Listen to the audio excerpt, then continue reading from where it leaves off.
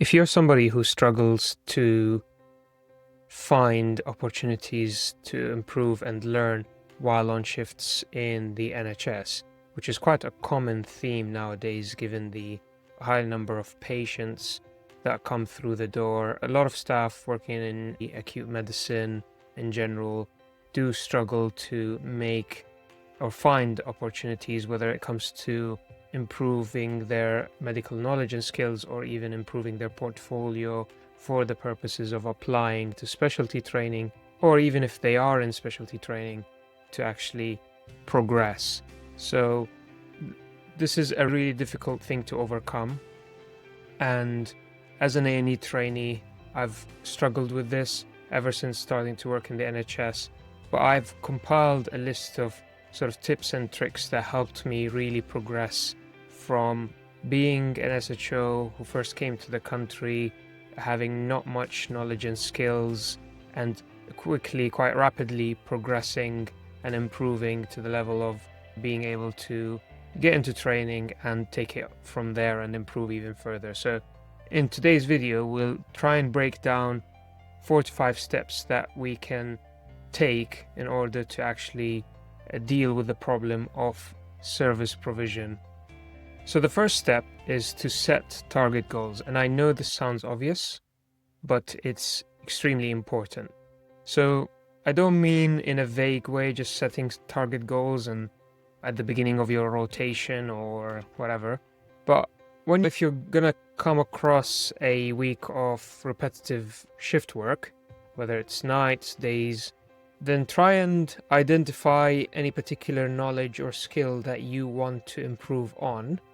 List these topics and then move on to communicating with your colleagues at the start of the shifts these needs that you have. It's really quite common for people in training to voice their requirements, whether it's for portfolio purposes or for their own interest, to their senior colleagues when they start a set of night shifts or sort of day shifts together.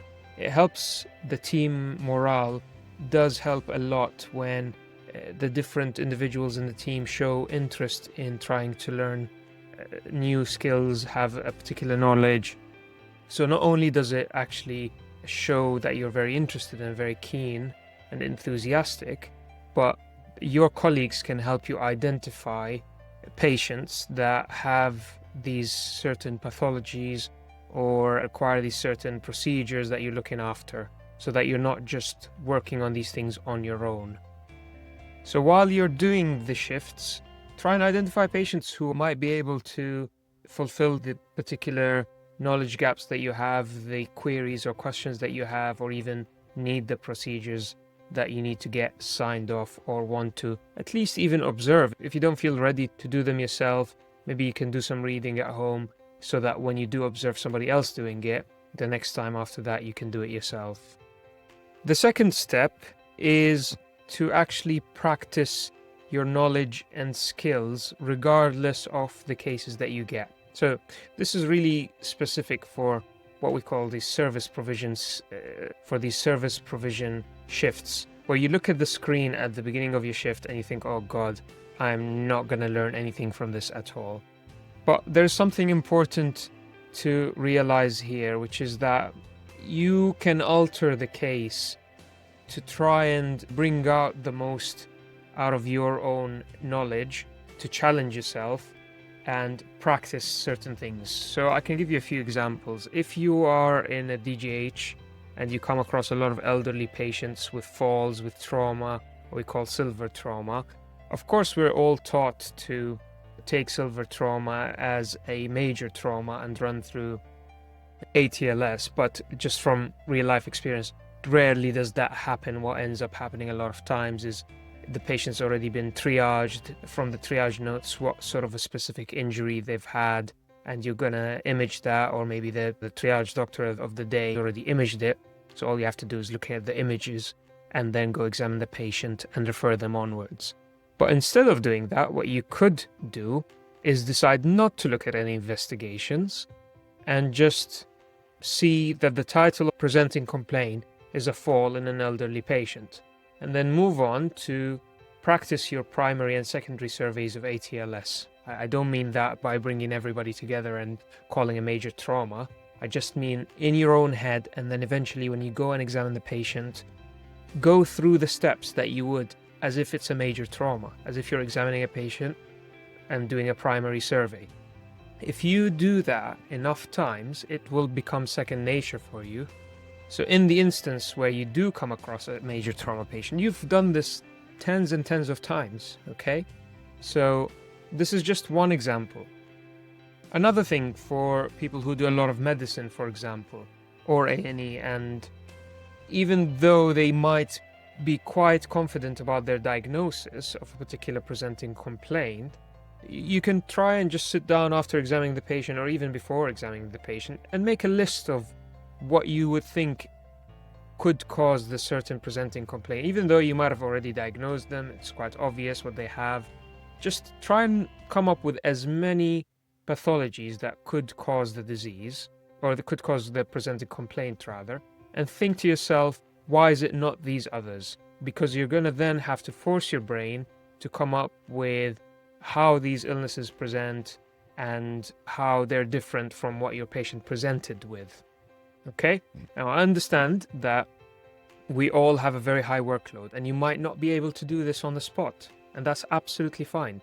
You can always note these things down and just in your own time later on try and come up with a wider differential and explain the reasoning behind your diagnosis. Okay? When it comes to imaging, for example, or blood tests, try and interpret them on your own. Even though you will eventually run them by a senior, try and go through a checklist for chest x-ray imaging and make sure you've run through the basics and not missed anything. An important thing here is to realize that at the start you might not be great at it, but as we'll talk in the next step, that is also an opportunity to learn. And then afterwards you'll move on to your senior and say, I've assessed these certain things about this x-ray, what do you think? They might be able to add a few things to your checklist and help you cover everything.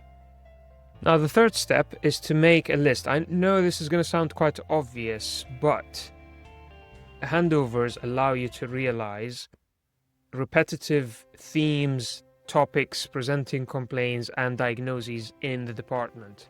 After 1 or 2 weeks having worked in a department, you come across certain diagnoses that are recurring and very common, and if in handovers you use them as an opportunity to make a list on your phone about these certain topics, what ends up happening is you build a very strong base of knowing the ins and outs of that department, the most common issue that patients have, and then you can solidify your knowledge at home when you have that list and you work on it. Even if you're only reading about one topic a week or something like that, 1 to 2 topics a week, the list is going to grow as you work more and more in the department, and next thing you know, 6 months down the line, you've built a foundation, a very strong foundation of the most common illnesses that the department comes across. I personally used this method to improve quite quickly and significantly in my first job in the NHS, because when I first started, it was during COVID and I had been out of clinical practice for quite some time. I hadn't worked beforehand. It was my first job after graduating, and because we graduated during COVID, we didn't have much practical experience, and the theory wasn't practiced either. So by the time I actually started the job, the level of knowledge and skills was not great. But by compiling a list of whether it's clinical skills that I think I should improve on, diagnoses, pathologies, whatever it may be, I had a certain sort of created my own curriculum to work on at home. And even though with the difficult shift work, I was only able to read maybe 1 or 2 topics, 6 months down the line, I had covered a very big amount of topics. The next thing that we're going to talk about is to ask questions. Now, what I mean by ask questions is to not be embarrassed about the level of the questions that you're asking. And there are a few reasons for this. First of all, if you think that something is really basic to ask about and really something that you should already know, then try and remember that it's a lot more embarrassing if in a year's time you still don't know that thing. So you'd rather be a little bit embarrassed about not knowing it now than really embarrassed when maybe a couple of years down the line you're a registrar and still don't know about it. So that's one thing. Another thing is to realize that the majority of the people that you're working with do respect somebody who has the confidence to admit that they don't know something and are willing to learn and improve. And even if they don't think that, then that's not really your aim. Your aim is to improve yourself. It's not to improve your image towards others. That's not your primary goal. How they see you, how they look at you is not what's important here. The patient and yourself are what's important. You need to improve. You need to have safe practice for your patients, and that's the ultimate goal. Even though I've worked in ED for a couple of years, for my own level, there's a lot of things that I don't know and probably will try and improve on in the next few months. But if I come across something that I don't know and I should know at this level, I am still going to ask about it. And if it seems to whoever I'm asking that I should know this, that's fine. Now I do know, I've improved my knowledge, and it could also be a bit of a trigger for you to think, okay, maybe I should know these things, maybe I could improve. And sometimes that kind of trigger helps in acquiring more and more knowledge later on. Now this one's a bit tricky because nobody likes reflections. And when I say reflections, I don't mean the reflections that you have to do for your portfolio, because nobody likes these. But the reflections that you do for your own sake, although they might be the same ones that you do for your portfolio. But when I talk about reflections, it's about a few things. One is the steps that we talked beforehand. Identifying topics that you don't know, trying to assess an X-ray, trying to come up with a wide differential, trying to diagnose a patient, examine a patient. When you do the things that we talked about at the start of the video, you're going to come across difficulties, gaps in knowledge, gaps in skill set. You might find out that you don't know certain things while you're practicing the steps that we spoke about. But the most important steps to actually sit down and say, okay, when I went to do the primary survey that we spoke about earlier for that trauma patient, I actually wasn't sure where to start. Or I realized later down the line, half an hour later, that I actually forgot to examine so and so. These things only come about, and you realize these things only when you sit down and reflect.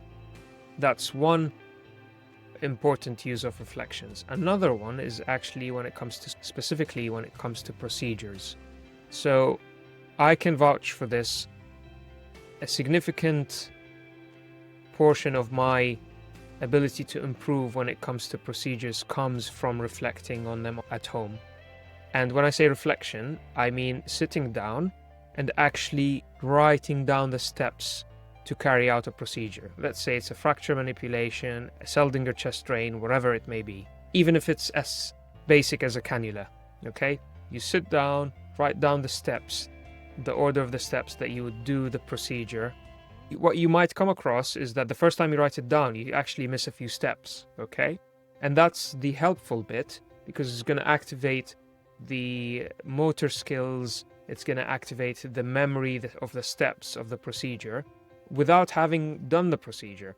So even though you might have done a procedure like a chest drain twice, if you do this every now and then and you reflect and done the steps for a chest drain every maybe a couple of weeks or a couple of months, you're revisiting the skill set that's required to carry out that procedure. And this is really helpful when then you come across having to do this procedure months down the line when others might say, oh, I've not done this for so long. You will say, okay, I've revisited this. I know it's not as good as actually doing it, but it can really go a long way. Now, a very important disclaimer towards the end of the video is just to say that I'm not saying that I'm able to do this level of planning and interest at all times when I'm doing the shifts. Many times you go through shifts, and I go through shifts where you just want to get through it, stay safe, aim the best for the patient, but not necessarily be able to take as much from the shift, and that's absolutely fine. I go through many phases like that. These are just a few things that I've come across and I found really helpful to make the most out of the mundane shifts where you think there's nothing to learn from such shifts. So I hope this video has been useful, and I wish you all the best.